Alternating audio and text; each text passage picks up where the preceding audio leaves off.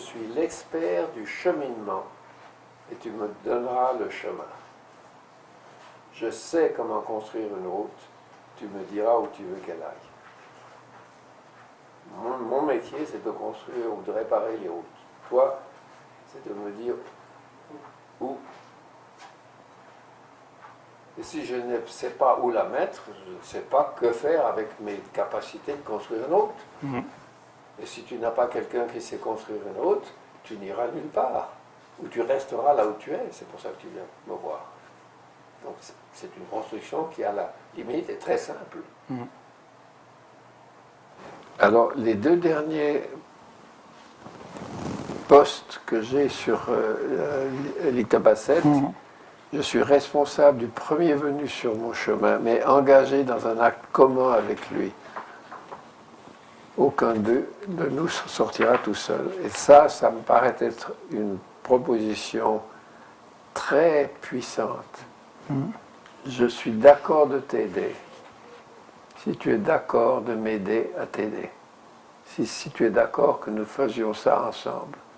Tout seul, je ne me débrouille pas, et toi non plus. Et c'est toi qui décides si tu veux le faire avec moi. Et là, je suis d'accord de t'aider. Si tu es d'accord que nous t'aidions ensemble. C'est comme, je ne te traite pas, je fais une équipe avec toi, et cette équipe va te traiter. C'est donc la même idée sur elle, sur le plan tout général, moi sur le plan particulier de la situation thérapeutique. Et donc, d'être professionnel, c'est de mettre son vécu personnel au service de sa profession. Ça n'est pas d'ignorer le personnel et de rester le professionnel. C'est de mettre le personnel au service du professionnel. Moi, je rajouterais, mais intégrer dans le professionnel, c'est-à-dire, ou travailler, c'est-à-dire, c'est pas simplement... Ah non, c'est au service de... Voilà, c'est ça. Ah, c'est... Ouais. Là, vous avez raison de demander qu'est-ce que vous entendez par au service de. Parce que, ultimement, je pourrais dire, ce que je fais, ce que je dis, ce que je pense, je parle toujours de moi. Quand je dis ce que vous faites est bien, je vous dis, de mon point de vue, je trouve bien ce que vous faites. Ou je trouve mal ce que vous faites, ou je trouve suffisant ou insuffisant ce que vous faites. Mais c'est moi qui trouve. Quand je ne peux parler, quand je parle, je ne peux parler que de moi.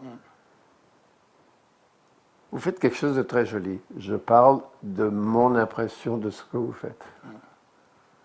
Donc je me mets toujours moi-même, parce que je n'ai que moi-même à représenter, mais il faut que je le mette au service de ma profession. Alors si je vais pas maintenant parler de moi-même, si comme thérapeute, je me veux une transparence totale, il faut alors que je fasse attention à la manière dont je m'exprime, qu'elle soit recevable. Alors, je peux dire à un moment une partie de la vérité, une partie de la transparence, en me réservant la tâche de donner l'autre partie lorsque la personne sera jugée prête à le recevoir. Ce qui doit être reconnu chez toi, ce n'est pas tes erreurs, ce n'est pas tes méconduites, c'est ta souffrance. Et ça, pour moi, c'est absolument crucial. Et ça l'a été depuis que j'ai formulé que toute action agressive a sa racine dans la souffrance. Donc cette vérité-là, vous l'aviez déjà je l'avais totalement comprise. intégrée. Totalement, je ne sais pas. Ouais, je ne suis pas sûr d'avoir fini de l'intégration. Oui, non, toujours dans la recherche. Ouais, jamais fini. Des fois, je dis à mon gamin, quand il dit toujours, jamais, puis je dis toujours, jamais. Bon. Mais une nuance au milieu. pas toujours jamais. Ouais. Vérité des causes de la souffrance. C'est-à-dire, quelle que soit ta souffrance, il y a quelque chose qui pour toi est vrai. Il faut que je visite ta vérité. Ça me semble très sage. Parce que c'est très sage parce que ça correspond à ce que je désire achever. Mais il les met en forme très superbe. Ouais. Cessation des causes de la souffrance, pas cessation de la souffrance. Donc ta souffrance, je veux en retrouver les causes et que nous puissions examiner ce qui la cause et trouver une solution qui est valable pour là où tu es maintenant, pas valable pour quand tu l'as vécu d'abord. La voie qui réalise cette possibilité, et je crois qu'il y a un concept de clé qui s'adresse à la nature de cette voie, qui est que l'ignorance est une erreur. Si tu ne regardes pas ceci, tu es dans l'erreur, tu n'es pas dans la faute. Si tu bats ton enfant, tu es dans l'erreur. Tu n'es pas dans la faute. Et si tu es dans l'erreur, si je te vois dans l'erreur, j'ai déjà un sens qu'il y aurait une autre possibilité que celle que tu as adoptée. Alors on va voir si cette autre possibilité te conviendrait. Si elle te convient, alors on travaille à l'élaborer jusqu'à ce que ta solution devienne obsolète. Donc je ne combats pas ta solution. Combattre, c'est se battre. C'est ça. Pour moi, combattre, c'est la violence. C'est pour ça que pour moi, c'est un désastre que la police ait des armes. De la violence pure.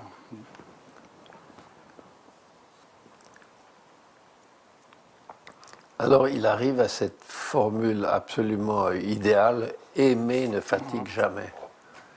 Une fois qu'on a atteint ce seuil, d'après lui, on peut, en travaillant, en gardant son esprit toujours ouvert à cette lumière, ça ne fatigue jamais.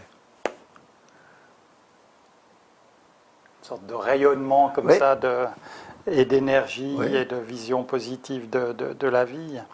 Mais donc si on prend le contresens, est-ce qu'on pourrait dire que haïr fatigue ou détruit l'humain Oui. On peut aller jusque-là? Alors je ne sais pas si la haine fatigue celui qui haït.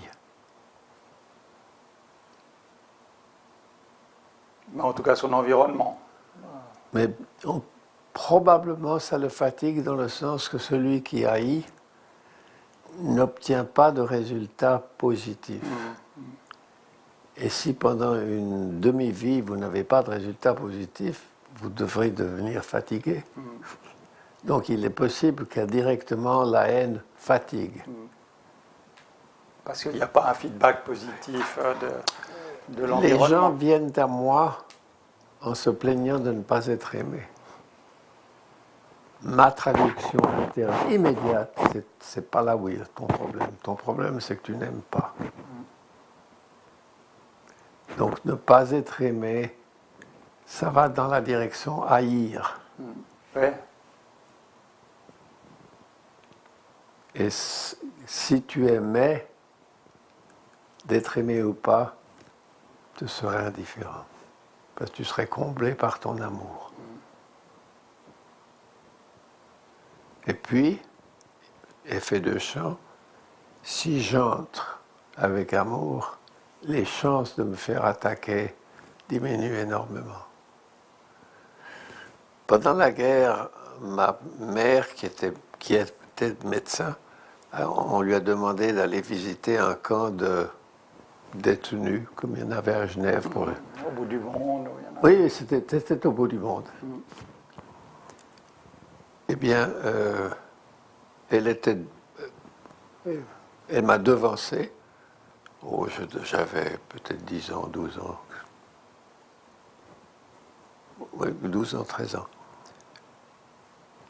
Et puis un gros chien qui est venu en aboyant vers moi, je l'ai reçu. J'ai cru qu'il était joyeux, c'était un chien dangereux. Je l'ai reçu avec enthousiasme. Il est venu, il m'a sauté dessus, il est revenu, il m'a sauté dessus, on a joué. Et tout à coup, le gardien a commencé à hurler, à rappeler le chien. Il m'a dit, c'est un chien très dangereux. Je dis, ah. Je m'étais trompé, j'ai cru qu'il était enthousiasmé. Je l'ai reçu à bras ouverts. Il m'a répondu à bras ouverts. Donc les effets de chant, si je viens à toi avec amour, je favorise les étincelles d'amour que tu as et je défavorise les étincelles de haine ou les paquets de haine avec lesquels tu vis. Parce que je n'ai pas de résonance vis-à-vis de ta haine. Si je suis vraiment dans cet état idéal dont je parle, qui n'est pas le mien, c'est celui vers lequel je tends, j'essaie de tendre. Et ces effets de chant, je les vois très bien. On parlait du mensonge, on a parlé du secret. Eh bien, l'attitude réceptrice, l'attitude je veux aimer ce que je rencontre. Parce que pour moi, si je n'aime pas, je n'ai pas de raison d'être. Je n'ai pas de raison d'être avec toi si je ne suis pas disposé à t'aimer. J'ai obtenu la conviction, avec des années d'expérience, d'une règle que je crois absolument générale. Toute action agressive a comme racine de la souffrance.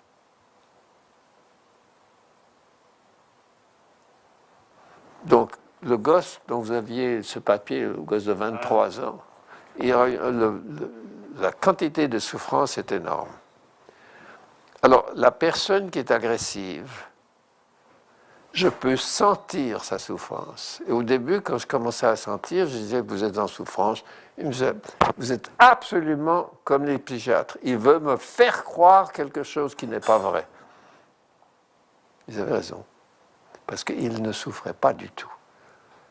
L'agression est un anesthésiste de la souffrance, de la sienne et de l'autre. Donc je peux taper.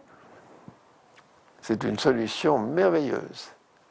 Et je dis en rigolant, si ça n'existait pas, le trafic à New York serait complètement interrompu. Pourquoi? Parce que les trottoirs et les chaussées seraient complètement occupés par des gens assis en train de pleurer. En souffrance.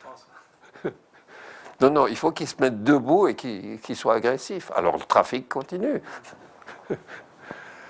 Donc, j'arrête de rigoler. C'est une transformation socialement parfaitement valable. C'est économique. Sur le plan intime, c'est pas du tout économique. Et c'est là où la différence, et j'ai différents types de relations dans le livre, il y a différents modèles de relations.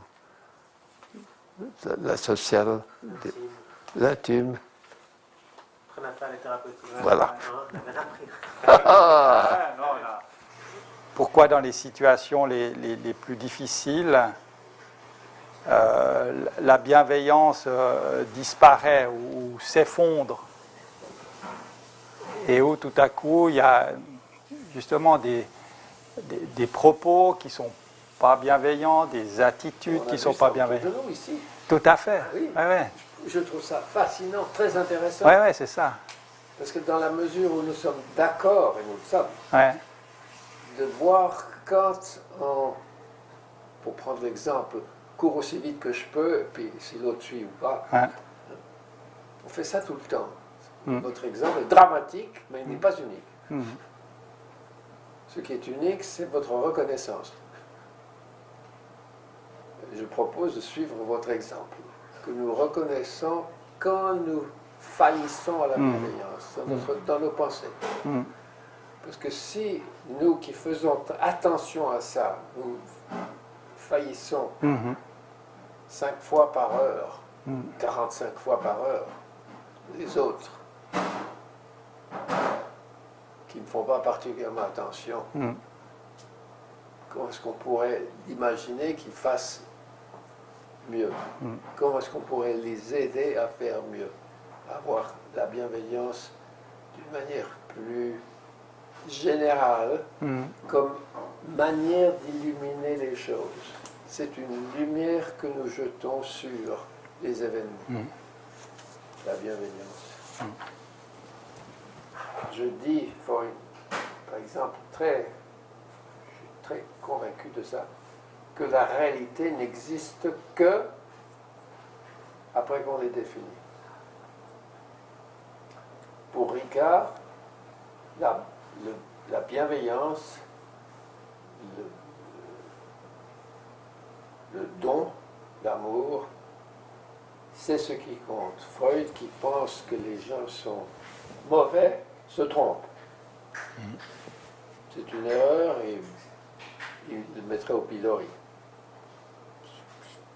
Presque, il brûlerait ses livres. Ah ouais, il a une opposition là. Et pour moi, l'homme n'est ni, comment est-ce qu'on dit, ni ange ni bête. Mais quand il veut faire l'un, il fait l'autre. Qu'est-ce qu'il a dit ça, Pascal?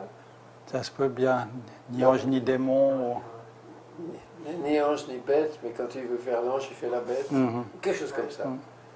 Nous avons définitivement ces deux possibilités, d'aimer et de haïr, d'être altruiste et d'être égoïste. Ça, c'est bâti d'une manière structurelle. Pour moi, dans ma définition de la réalité, nous, les êtres humains, nous avons ces deux possibilités.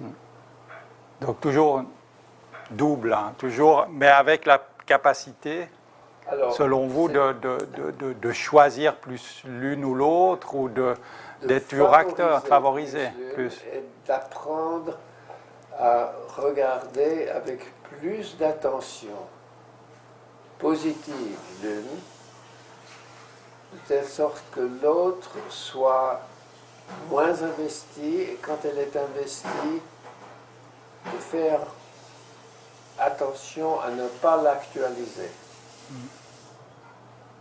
C'est-à-dire ne pas me conduire d'une manière égoïste quand j'ai des pulsions égoïstes. Et de nouveau, l'exemple de courir très vite, c'était une pulsion égoïste. Pleinement, n'est-ce pas? Et dès que vous l'avez reconnu, vous dites, ça, là, j'ai raté le bateau de l'altruisme. On peut se dire, tiens, j'ai eu de la chance parce que mon raté n'a pas eu de conséquences. Donc, j'ai été, I was lucky. Est-ce qu'on se condamne pour ça? Non. On se dit, tiens, toute une expérience, elle est très humaine. Qui veut se développer comme Mathieu Ricard l'a fait, a dû travailler sur lui-même pendant 10 ans, 20 ans, 30 ans, 40 ans. Donc c'est très clair que pour se développer à cet égard, à ce point-là, ça demande une maîtrise de soi. Tout comme de jouer du violon demande une maîtrise de soi. Eh bien,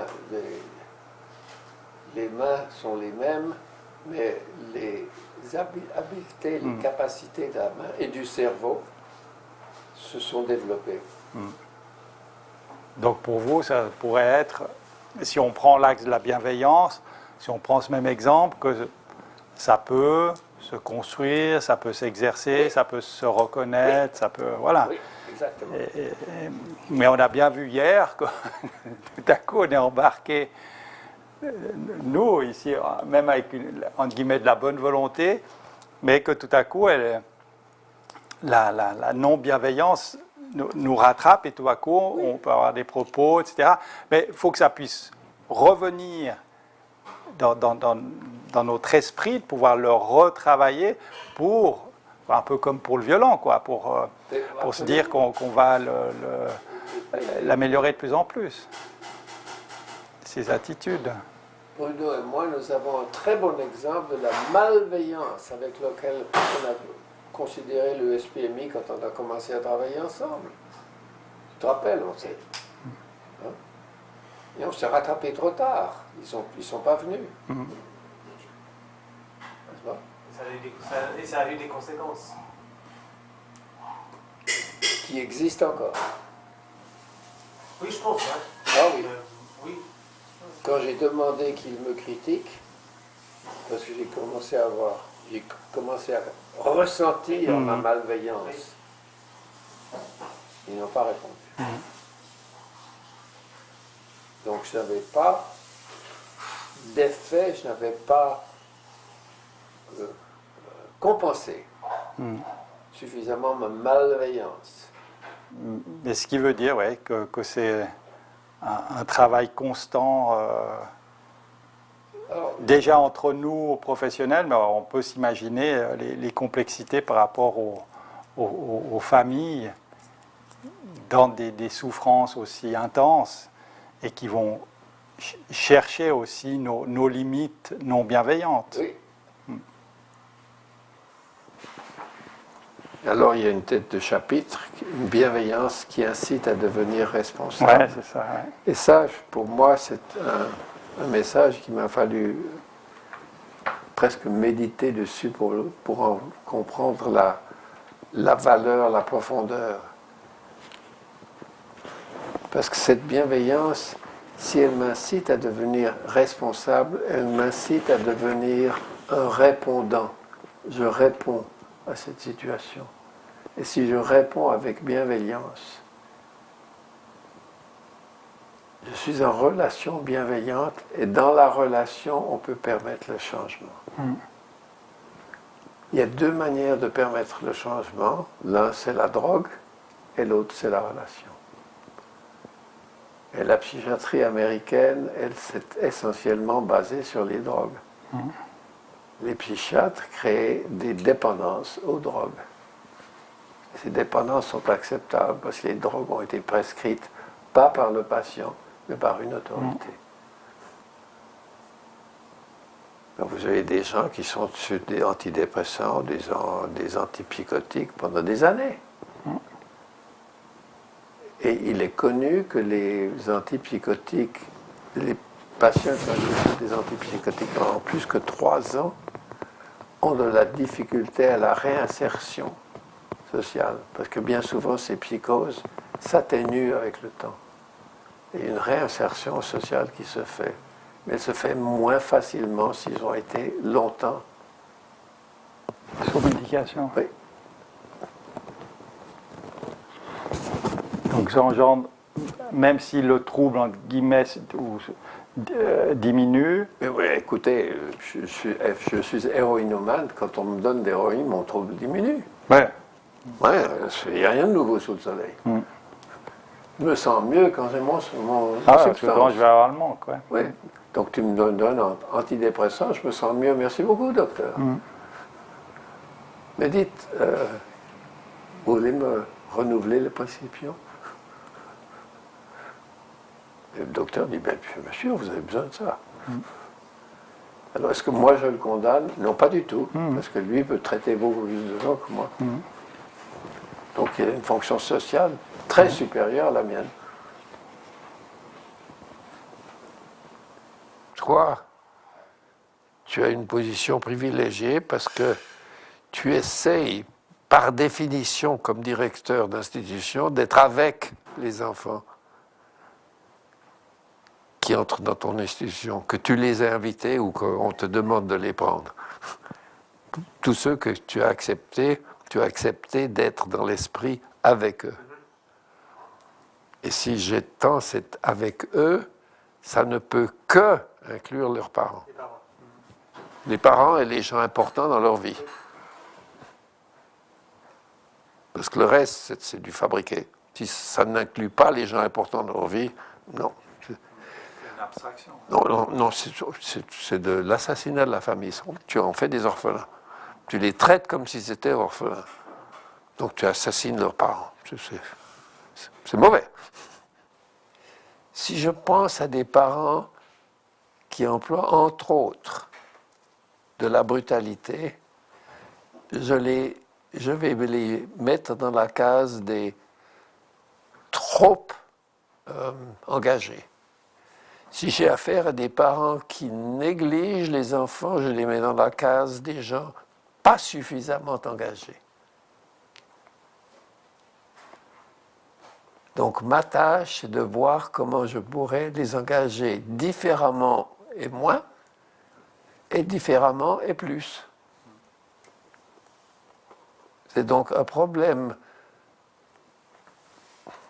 de structure psychologique, je veux dire, psychologique. Et c'est comme ça que je vois la chose. Ce n'est pas des bons parents, des mauvais parents. Ce sont des parents dont l'engagement est trop tight, trop rigidement accouplé. Trop agissant. Ils ont leur signal d'alarme trop sensible. Trop réactif. Trop réactif, trop sensible.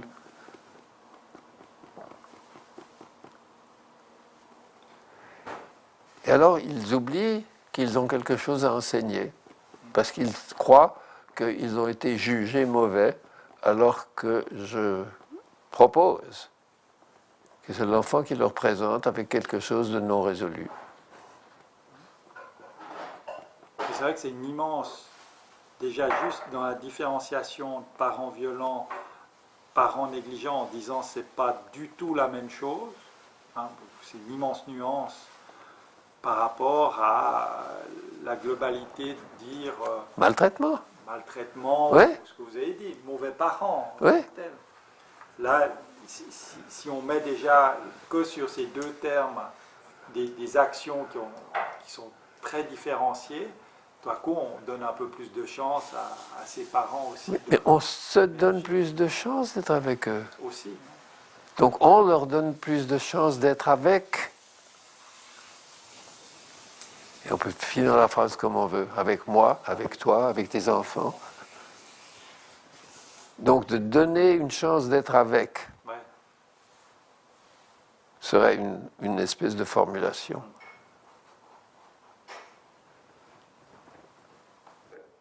Les autorités qui acceptent la notion de, j'appelle ça maléfique, de dangereux, maltraitant, s'ils acceptent ce concept, je comprends très bien qu'ils privilègent la séparation.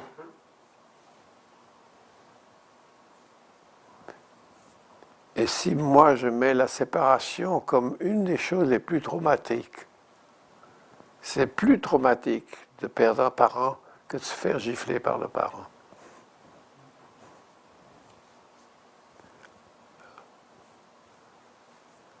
Ah, vous voulez que les enfants se fassent gifler et vous gardez les parents.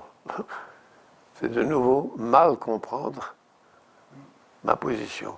Si je suis mal compris, c'est que je ne me suis pas bien expliqué. Donc c'est à moi à me représenter de telle sorte que je devienne acceptable, en tout cas compréhensible. Ils peuvent accepter ou pas, mais ils peuvent comprendre qu'il y a une certaine séquence, une certaine logique, une certaine considération. Mais là, à nouveau, les nuances importantes que vous apportez, si on traite avec des adjectifs que vous avez dit, maléfique, maltraitant, toxique ou autre, on n'a pas l'antidote, quoi. En quelque sorte, on n'a pas de moyens. On a des moyens, c'est la séparation. Oui, c'est la condamnation. On a des moyens. Oui, on a des moyens, mais dans la condamnation et dans le sang, quoi, et pas le avec. Mais il faut qu'on se rende compte que parce qu'ils ont des moyens, on leur demande d'abandonner ces moyens. C'est pas qu'ils n'ont pas. Et d'en adopter d'autres qui vont à l'encontre de leur tradition. C'est entre autres pour ça que je m'oppose à cette notion de protéger l'enfant. Parce que sous protéger l'enfant, on peut faire n'importe quoi. Ouais, pour vous, c'est trop indistinct. C'est trop indistinct, c'est trop général et c'est trop aveugle. Qu'est-ce que cet enfant fait? Qu'est-ce que ça veut dire protéger? Par exemple, l'enfant vient avec des vêtements sales, donc les parents le négligent. Ça ne nuit pas à la santé de porter des vêtements sales. Donc de déclarer c'est de la négligence. Au point de vue blanchisserie, c'est de la négligence. Au point de vue santé, il faut quand même être raisonnable.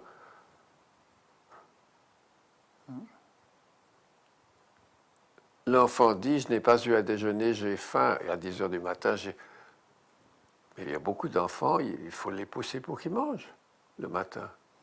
Ils n'ont pas envie de manger.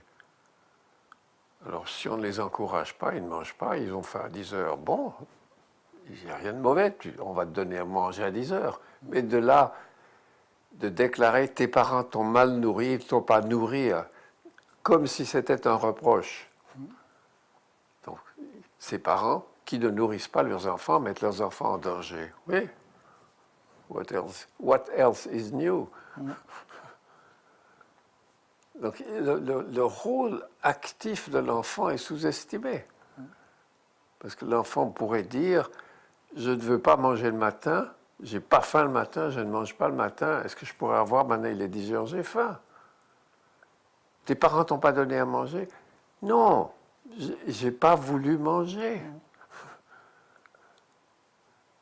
Il faut demander à l'enfant, est-ce que tu voulais manger? Il ne demande pas à l'enfant, l'enfant est à protéger.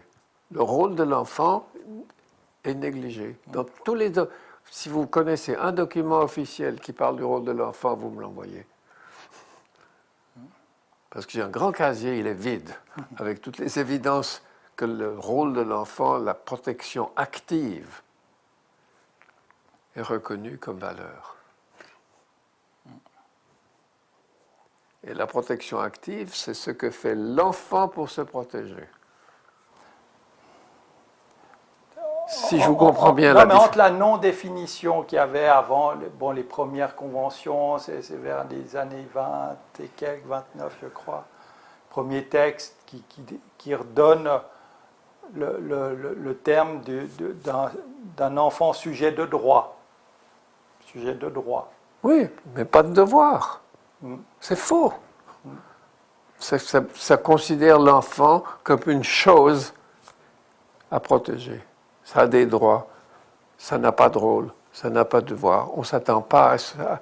On ne reconnaît pas ces signes à lui. On ne l'encourage pas à les donner. On n'écoute pas ces signes. Ça, pour moi, c'est fondamentalement faux. Ça n'honore pas l'enfant. J'ai une poupée en verre, je ne vais pas lui rien demander, je la mets dans une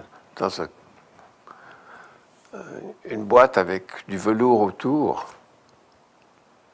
Mais je ne mettrai pas un enfant là-dedans. Je mets une poupée en verre qui ne peut être que protégée passivement. Parce qu'une poupée en verre ne peut rien faire pour se protéger. Je la laisse tomber, elle se casse.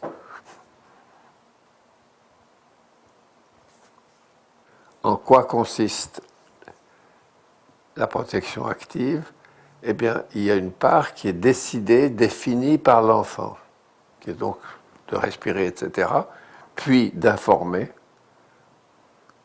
Et comment est-ce qu'on enseigne à l'enfant à informer?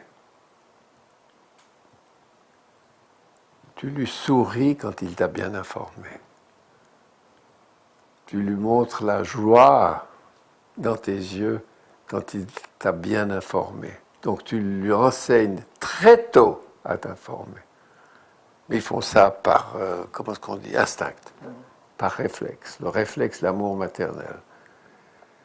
Mais si je fais ce que je suis en train de faire en ce moment, l'analyse de ce qui se passe sur le plan froid de l'enseignement, cet enseignement de la mère qui enseigne à l'enfant à se protéger, enseigne aussi à l'enfant à renforcer sa relation avec la mère, qui va augmenter ses capacités d'apprendre de la mère et d'informer la mère.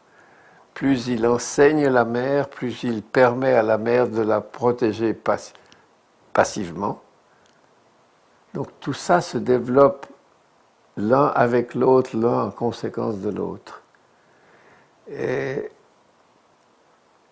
un aspect qui dure pendant longtemps, c'est la manière dont les parents enseignent à l'enfant la protection active. Alors justement, s'il ne l'enseigne pas, c'est un peu peut-être la question que j'ai compris peut-être de Bruno. Oui. S'il ne l'enseigne pas, mais qu'il reste que sur ce premier niveau de passif. Oui. Donc il disait, peut-être qu'ils mettent en danger l'enfant, mais bon, ils n'en sont pas vraiment conscients. Mais c'est plutôt la norme d'aujourd'hui est plutôt ne prenez pas de risques, ne le laissez pas, l'exemple que vous citiez de cette maman à qui on reproche le fait que son enfant de 9 ans aille tout seul à l'école. Mais je dirais, vous me reprochez de les laisser aller à l'école tout seul. C'est faux. Je ne le laisse pas aller à l'école tout seul. Je lui ai enseigné comment aller à l'école. Il ne faut pas confondre votre proposition avec mes faits. Vous brodez une situation qui vous permet de m'accuser, et c'est votre broderie que vous accusez, c'est pas moi.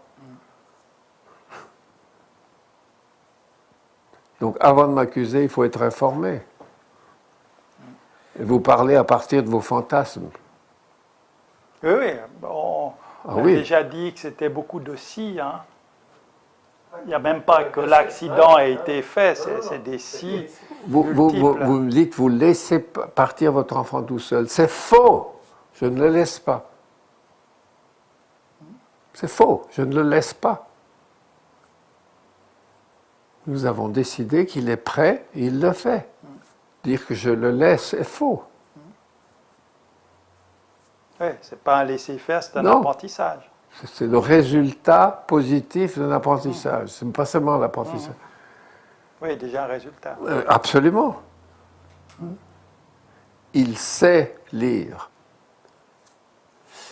Il y a un jeu entre la protection et la permission à l'enfant ou à l'adulte, à l'individu, qu'ils aient 2 ans ou qu'ils en aient 20, à prendre des risques, à calculer les risques et à les prendre. Alors, j'ai fait, par exemple, ma mère en particulier m'a enseigné l'alpinisme de telle sorte qu'à 15 ans, j'ai pu monter au Cervin comme premier de cordée. Bon.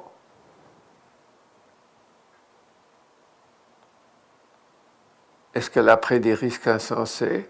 Oh, elle s'est fait blâmer dans les journaux. Parce qu'elle est montée avec 4 enfants au sommet du Cervin. Le cadet avait 14 ans.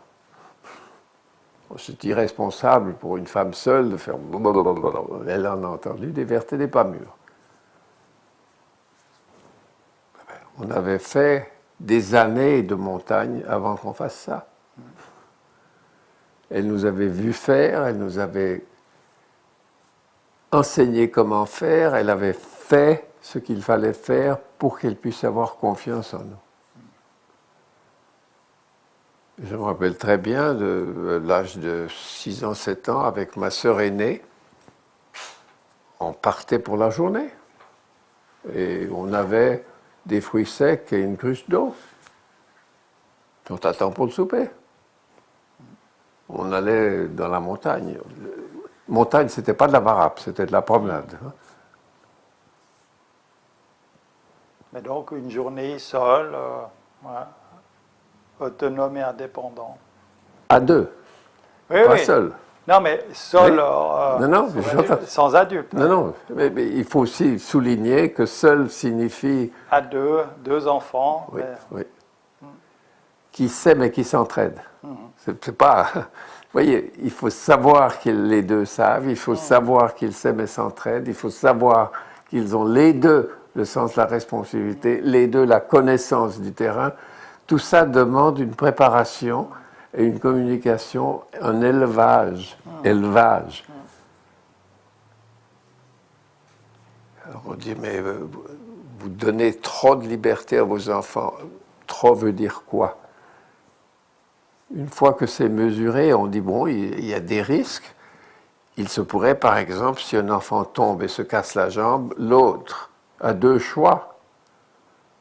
C'est de rester avec l'enfant blessé jusqu'à ce que le hasard permet aux autres de le retrouver quelque part dans la montagne, ou bien reste tranquille, ne bouge pas, tu as la jambe cassée, je descends, je te laisse, je ne t'abandonne pas, je te laisse et je reviens. Alors aujourd'hui, on dirait, écoutez, d'accord, mais chacun d'entre vous a un téléphone. Les documents qui s'occupent de la protection de l'enfance manquent complètement cette dimension de rendre l'enfant actif et de rendre les parents responsables et pas coupables. Mais l'enfant a une activité, l'enfant se doit d'aider les parents. Et ça commence au moment où le cordon ombilical cesse de pulser. Si l'enfant ne respire pas, ne s'hydrate pas, etc., je finis. Donc la notion que l'enfant n'a pas un rôle, que la protection passive est la seule qui compte, pour moi, c'est physiologiquement un non-sens. Et je ne sais pas pourquoi. Je suis en quelque sorte le seul à dire c'est un non-sens. Alors, peut-être que si dans une version suivante, je parlerai de la caducité des positions, c'est-à-dire les trois, nous sommes mariés d'une manière stable. Eh bien, je crois que les trois, nous pouvons distinguer des moments où nous sommes victimes de nos femmes sont victimes de nous. Ce sont des moments dans la vie, ce n'est pas des positions fixes. Tu vois? Quand ma femme me critique, je suis victime de sa critique. Alors, c'est à moi de rester dans cette position et de lui en vouloir. Donc je sanctionne sa position de tortureux, de mécréant. Donc c'est moi qui la mets dans cette position haute. Et pauvre moi qui me met dans cette position basse. Ouais.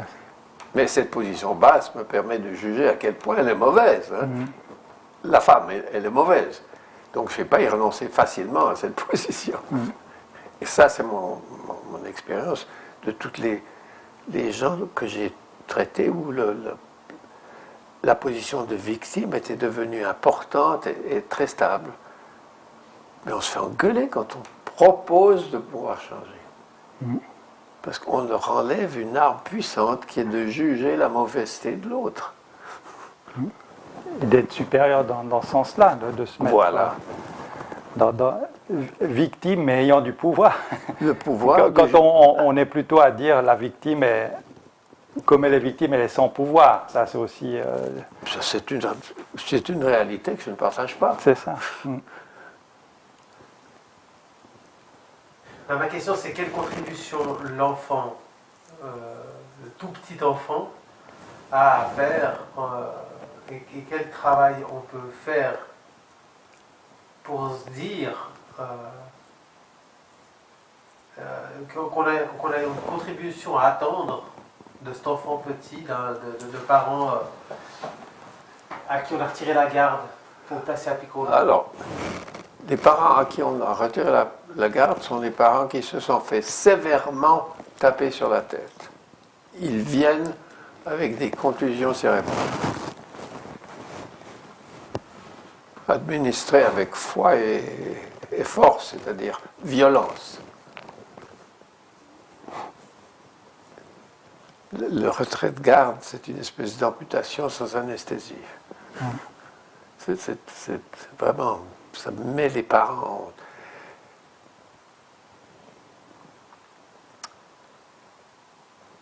Ça met, c'est pas le SPMI qui met, c'est ça met.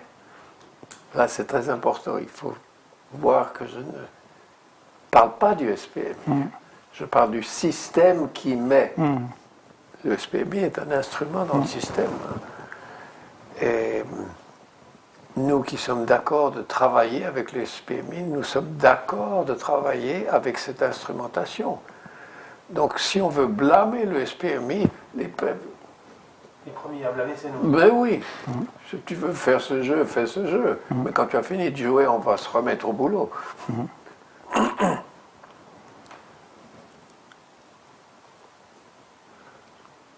Comment est-ce que l'enfant participe? Est-ce que l'enfant informe de son état? Est-ce que quand l'enfant a faim, est-ce qu'il dit qu'il a faim, fait savoir qu'il a faim? À partir de quand est-ce qu'un enfant peut faire savoir qu'il a faim? Bah, dès qu'il s'est grillé. La fin du jour 1, ou le milieu du jour 1, je ne sais pas. Donc il n'y a pas de début. Parce que l'enfant naît avec des capacités, avec des fonctions. Il y en a très peu qui soient utiles après la naissance de celles qu'il a acquis avant la naissance. Mais certainement l'information, la réponse. Ça, il le démontre d'une manière brillante avec ces 3 réactions. Respirer, etc. etc. Et nous savons, nous sommes les 3, nous sommes des parents, nous savons à quel point nous comptons sur la rétroaction de l'enfant pour savoir s'il va bien ou pas. Ben, cette rétroaction, c'est sa protection active. Alors à partir de quel âge? Oui, ben, à partir de l'âge où tu l'écoutes. Voilà, c'est un joli début. À partir de quel âge? À partir de l'âge où tu l'écoutes. On verra d'ailleurs avec les 2 loups. Il y a un loup qui veut du bien, et l'enfant demande quel est le loup qui gagne. Vous vous rappelez la réponse? Non. C'est celui que tu nourris.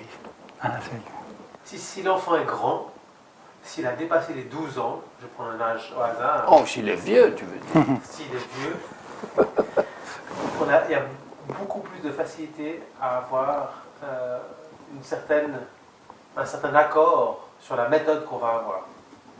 En dessous de 12 ans, de 10 ans, plus l'enfant sera jeune, plus les accords vont être, je pense, difficiles à trouver sur on doit protéger l'enfant.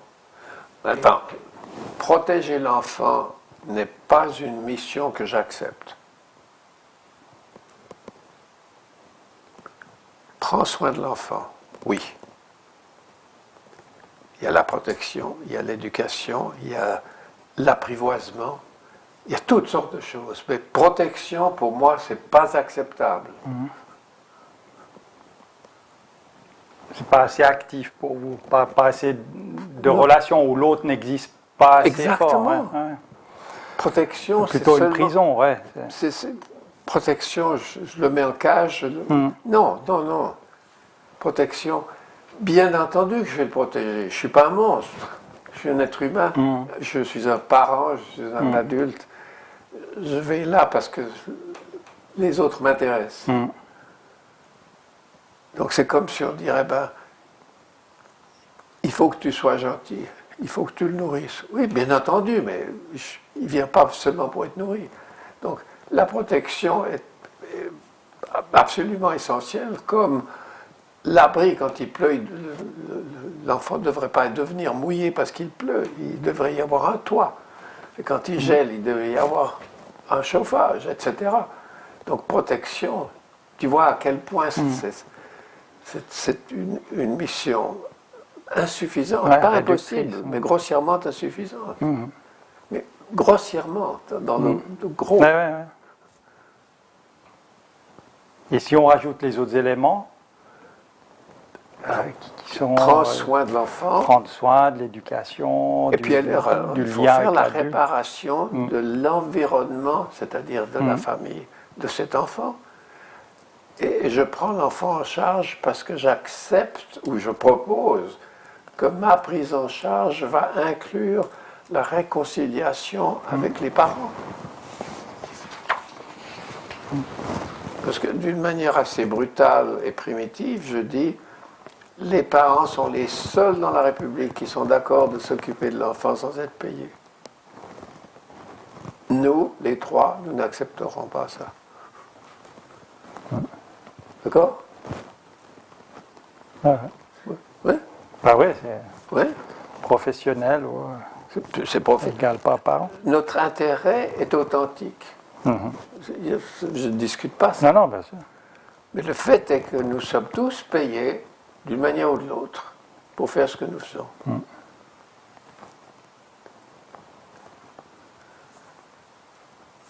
Oui, alors c'est une idée qui sera très difficile à faire accepter, que d'exposer nos enfants à la vie, c'est leur rendre service, mais c'est aussi les honorer. Alors bien entendu, il faut les habituer à faire attention autour d'eux. Il faut leur enseigner la protection active. Parce que l'homme n'a pas la connaissance de ce qu'il est nécessaire de savoir. Il faut qu'on lui enseigne certaines choses qu'il est nécessaire de savoir pour qu'il se protège. Alors tu ne traverses pas la rue sans prendre la main de maman. Tu ne traverses pas, tu ne réponds pas aux sollicitations d'une personne que tu ne connais pas. On donne des règles qui permettent à l'enfant un comportement qu'il va employer pour assurer sa sécurité. Donc nous avons comme parents beaucoup de responsabilités à enseigner la sécurité active à l'enfant. Ce qui me manque, ce à quoi je dois accéder, mais dans la montée de la montagne, je n'ai pas atteint le sommet,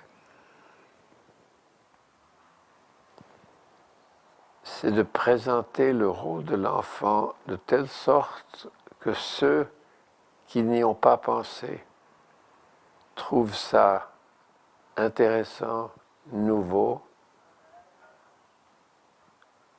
et pas bousculant.